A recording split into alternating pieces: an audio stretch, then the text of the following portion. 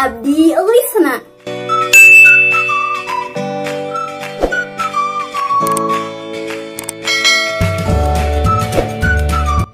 Welcome back to my channel, Lisna Analis Manis. Di video kali ini Lisna mau mau ngobrol santuy sama teman Lisna dari mahasiswa di salah satu kampus. Kita akan membahas atau ngobrol tentang permasalahan mahasiswa di tengah gentingnya situasi dan kondisi karena adanya virus COVID-19 ini. Karena Lisna itu guys beberapa kali menemukan lihat ya gitu story para mahasiswa yang katanya tugasnya tuh semenjak belajar di rumah secara online tuh tugasnya tuh lebih banyak lagi dan dengan deadline yang luar biasa banget. Nah, bisa tuh mau nanyain apakah emang semuanya seperti itu atau itu cuman berada di beberapa kampus dan juga itu cuman ada salah satu dosen gitu yang ngasih tugas seperti itu. Apakah benar atau tidak? Apakah itu masih wajar tugasnya dikasih seperti itu atau itu memang sudah melebihi seperti tugas yang biasanya seperti itu ya? Nah, sebelum itu seperti biasa jangan lupa subscribe dulu channel YouTubeku ini, oke? Dan aktifin loncengnya agar ketika nanti Lisna upload video baru bakalan ada notifikasinya sama kalian. Oke guys, langsung aja kita akan ngobrol santuy sama temenku itu ya di Setiadi. Dia salah satu mahasiswa di salah satu kampus yang ada di Garut. Dia temen SMK aku guys. Langsung aja kita bakalan ngobrol sama dia ya. Kita sekarang akan langsung menghubungi dia.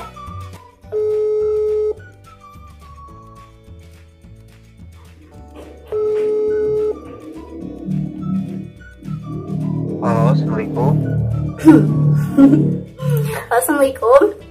Waalaikumsalam. Gimana, Lis? Maaf ya kalau ganggu. Lisna izin waktu 10 menit lah. Bisa? It's okay, not problem. Oke, jadi Lisna ini lagi record kan? Ya. Jadi Lisna mau bikin konten karena di situasi dan kondisi yang apa ya lagi genting gitu ya, lagi genting karena COVID-19. Ya. Terus Lisa kan suka lihat Instastory, terus ada beberapa mahasiswa yang kayaknya tuh apa ya terkena, kan semuanya tuh sekarang belajarnya tuh kan online ya, termasuk Yadi mungkin ya. Ya. Udah berlaku kan? Untuk di kampus saya sudah berlaku kuliah online. Dari kapan tuh? Kuliah online itu dimulai dari waktu tanggal 15 ketika awal pemberitahuan bahwa seluruh aktivitas akademika itu diliburkan selama 2 minggu.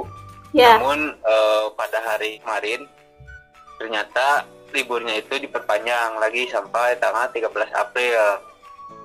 Oh, gitu. Mungkin dikarenakan situasi dan kondisinya belum cukup memungkinkan untuk ke kampus gitu ya? Iya. Nah, belum memungkinkan.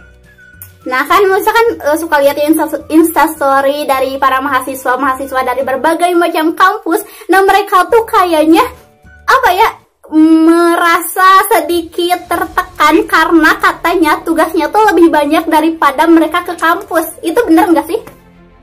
Iya, dampak dari COVID-19 ini memang kami selaku mahasiswa memang merasa terbebani, boleh dikatakan merasa dirugikan juga, meskipun kerugian ini yang memang disebabkan oleh situasi dan kondisi yang sekarang yang memang tidak memungkinkan untuk kuliah langsung. Meskipun judulnya kuliah online, namun pada kenyataannya rata-rata kebanyakan dosen itu bukan memberikan pemahaman berupa penyampaian materi, namun memberikan tugas-tugas materi seperti itu. Jadi kami selaku mahasiswa itu sangat-sangat kewalahan karena yang tadinya tugas itu hanya sedikit dan tidak banyak dalam satu semester itu, namun kali ini setiap dosen seluruhnya mengirimkan tugas yang lumayan karena mengganti penyampaian materi yang biasanya dilakukan sehari-hari. Oh. Gitu.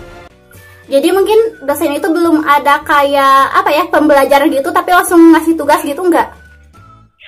Iya, tapi meskipun tidak semua, ada juga yang masih dalam jalur sesuai gitu ya? Masih ada yang dalam jalur sesuai, maksudnya beliau menjelaskan lewat VN atau lewat ketikan itu masih ada, namun itu masih sedikit lah, tidak kebanyakan. Oke, jadi mungkin ada beberapa dosen yang misalkan tuh langsung aja ngasih tugas tanpa yang sesuai gitu lah ya. Jadi enggak semua dosen gitu. Enggak semua dosen, namun kebanyakan itu yang ngasih tugas tanpa memberikan penjelasan. Jadi kurangnya pemahaman juga menjadi kendala dalam kami mengerjakan tugas. Oh iya. Nah, gimana sih perasaannya belajar online itu? Susah gak? Untuk perasaan sih sebenarnya gimana ya? Bisa dikatakan kesal juga karena ya kendala online itu kan bisa dari sektor jaringan kan, setiap mahasiswa itu tidak dalam satu domisili yang sama. Ada yang dari pusat kota, ada yang dari pinggir kota. Jadi ya kendalanya mungkin di sinyal jaringan internet. Kalau belajar online itu biasanya lewat apa sih? Via WhatsApp, terus itu VN, video call, atau ada kayak aplikasi tertentu? Untuk media dari kuliah online itu beragam. Ada yang lewat grup WhatsApp, dosen menjelaskan lewat VN atau ketikan. Ada yang lewat aplikasi Edmodo yang dulu waktu SMA kita. Oh iya kita pernah. Ada yang lewat Zoom, aplikasi Zoom itu jadi kayak video call, namun video callnya satu kelas gitu. Oh iya. Saya menjelaskan ya. Halo. Ya, siap 86. Masih free gak? Masih. Mohon maaf nih ya, kita lanjutin lagi, oke? Oke. Jadi ya, tadi kita kan sampai perasaan kamu belajar online. Sekarang menurut kamu dari kita nggak ngelihat kekurangannya belajar online. Menurut kamu ada nggak manfaat atau kelebihan dan keuntungannya belajar online? Tentu saja dari kuliah online ini kita bisa ambil dua sudut pandang. Yang pertama, sudut pandang baiknya itu di mana? Mungkin untuk sudut pandang baiknya, mungkin kuliah online itu menyesuaikan dengan kondisi yang sekarang. Artinya itu ya sangat bermanfaat untuk menghindari untuk mendukung juga upaya pemerintah dalam meminimalisir mobilitas sosial, karena ya musuh utama kita ini sebenarnya bukan penyakitnya, namun penularannya yang cepat dan masif gitu. Dan juga mungkin bisa dikerjakan sambil nyantai-nyantai, cuman bener banget, bukannya tidak nyantai gitu. Jadi kekurangan kelebihannya ada. Kalau untuk kekurangannya ya seperti yang saya sebutkan tadi, misal kendala misalkan kuota, karena tidak semua punya kuota. Ya, dan kuota, apalagi dengan harga kuota yang lumayan ya. Gak pakai kartu itu kan ya gak bisa, soalnya sinyalnya jelek. Nah, jadi kalau disuruh milih nih, mending milih belajar online atau belajar seperti biasa kamu ke kampus gitu? Ya mending kuliah biasa. Sudah bisa ditebak. Dalam hal apapun, dalam aspek apapun, sesuatu akan lebih baik jika kita bertemu.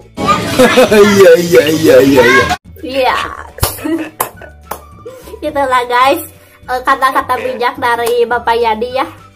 Nah, terus ada gak sih yang mau disampaikan misalkan kepada dosen, terutama dosen yang suka langsung ngasih tugas gitu ya, Bapak Ibu mohon didengarkan suara mahasiswa Bapak dan Ibu, ataupun kepada pihak kampus nih yang menurut kamu sebelum adanya memberikan gitulah ya, pokoknya silahkan sampaikan saja.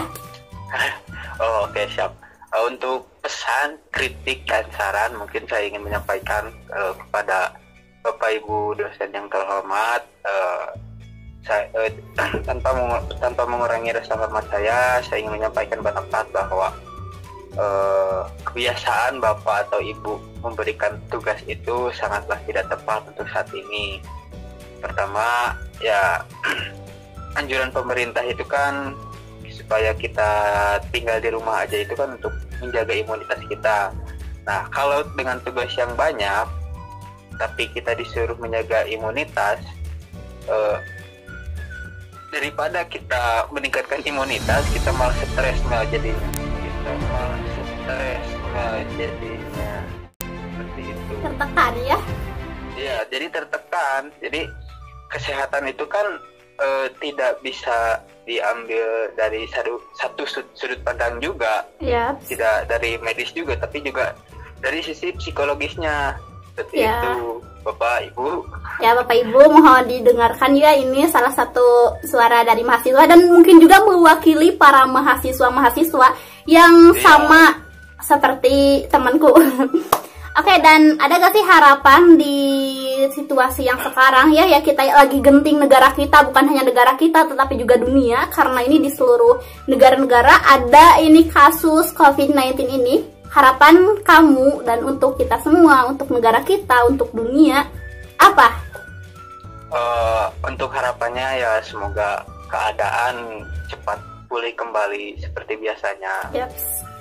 Semoga kita bisa cepat-cepat melakukan aktivitas seperti biasanya. Ya, amin. Namun dengan upaya-upaya yang ya lockdown, meskipun dengan beberapa pertimbangan, misal dari pertimbangan dari segi ekonominya, dari sosialnya. Namun saya rasa kita harus melakukan lockdown karena untuk meminimalisir penyebaran itu ya salah satunya ya caranya yaitu gitu. Oke, ini untuk yang terakhir ya. Ada gak pesan nih dari mahasiswa untuk para masyarakat, untuk teman-teman semua? Pesan di situasi yang seperti ini. Untuk pesannya kepada seluruh kawan-kawan, kerabat, dan keluarga di luaran sana dari berbagai kalangan apapun. Untuk sementara jangan keluar rumah dulu, di rumah aja. Jaga kebersihan, cuci tangan setiap saat, pola makan yang baik, jaga imunitas, tetap bahagia, sentosa abadi jaya. Kalau bosan nonton channel Lisna Analis Manis juga bisa.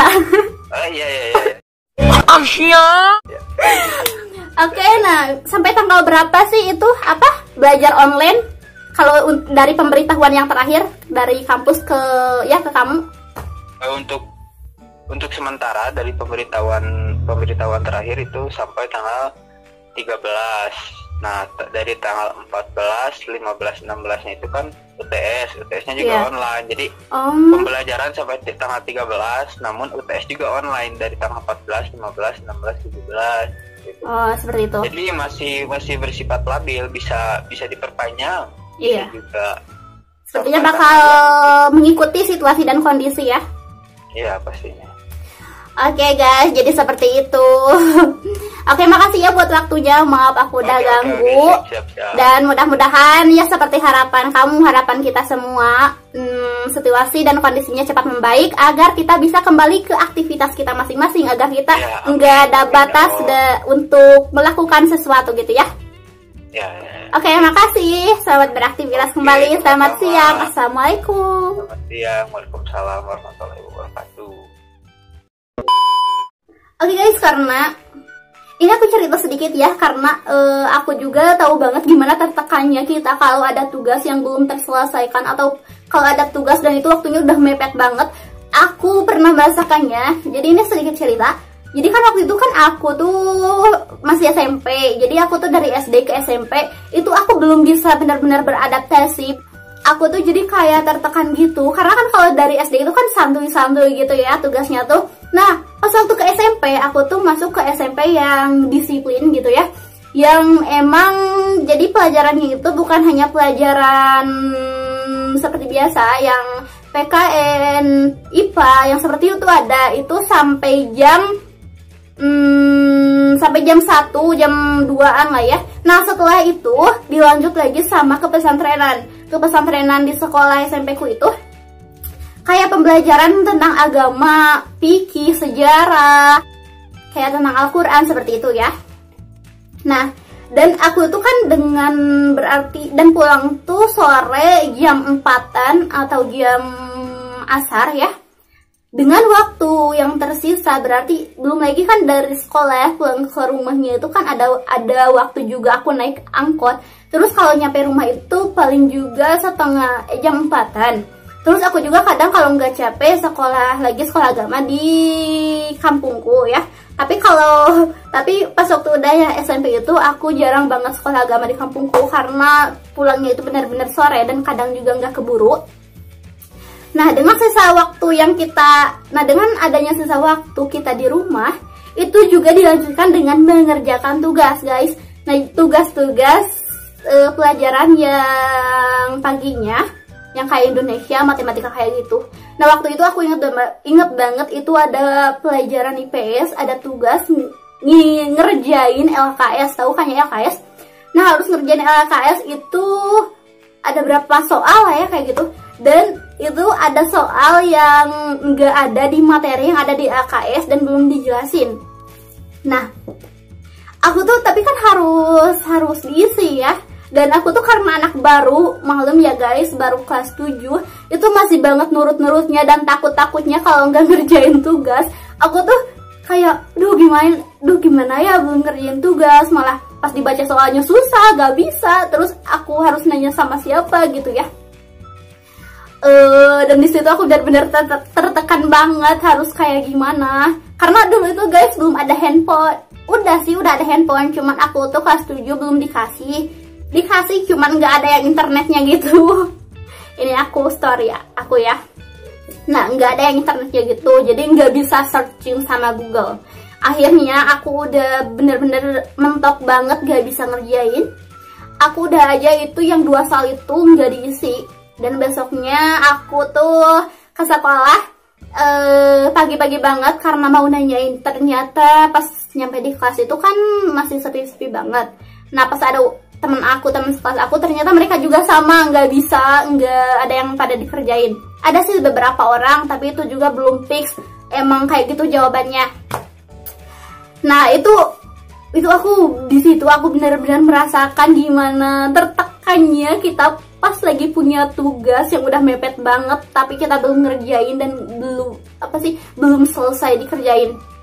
Dan aku sekarang bisa merasakan sih gimana itu jadi mahasiswa yang tugasnya bener-bener numpuk dan dengan batas waktu yang singkat banget harus dikerjanya.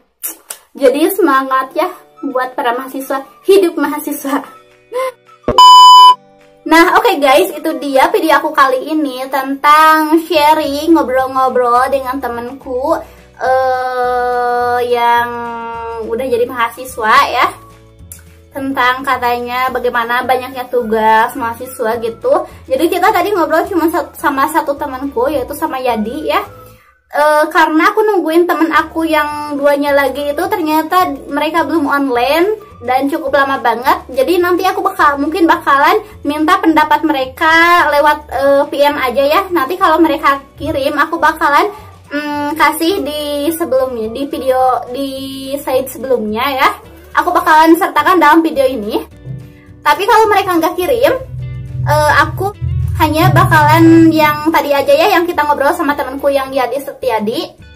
Pokoknya mudah-mudahan situasi dan kondisinya cepat lagi menjadi lebih baik, menjadi seperti biasa, menjadi normal agar kita bisa beraktivitas kembali. Dan mudah-mudahan juga kita selalu dilindungi oleh Allah Subhanahu wa Ta'ala dan kita bisa terhindar dari virus COVID-19 ini. Pokoknya makasih banget buat yang udah nonton video ini. Terus mohon maaf apabila video ini ada kesalahan dan kekurangannya. Terus apabila ada yang merasa tersinggung dari video ini ya, dan juga kata-kata yang tidak mengenakan dalam video ini, mohon maaf banget. Ada yang merasa tersindir atau apapun itu aku minta maaf. Karena aku tidak ada niat apapun membuat video ini. Aku hanya ingin sharing, aku hanya ingin menanyakan, mengkonfirmasi gitu sama teman-teman aku yang sama juga mahasiswa. Apakah benar tentang story-story yang aku lihat tentang mahasiswa yang katanya tugasnya numpuk kayak gitu. Dan tadi kalian udah dengar sendiri gimana penjelasannya. Jadi seperti itu ya. Pokoknya mudah-mudahan video ini bermanfaat meskipun cuma sedikit. Dan pokoknya stay tune terus di channel YouTubeku karena bakalan ada video-video baru selanjutnya. Bye-bye muach. Assalamualaikum.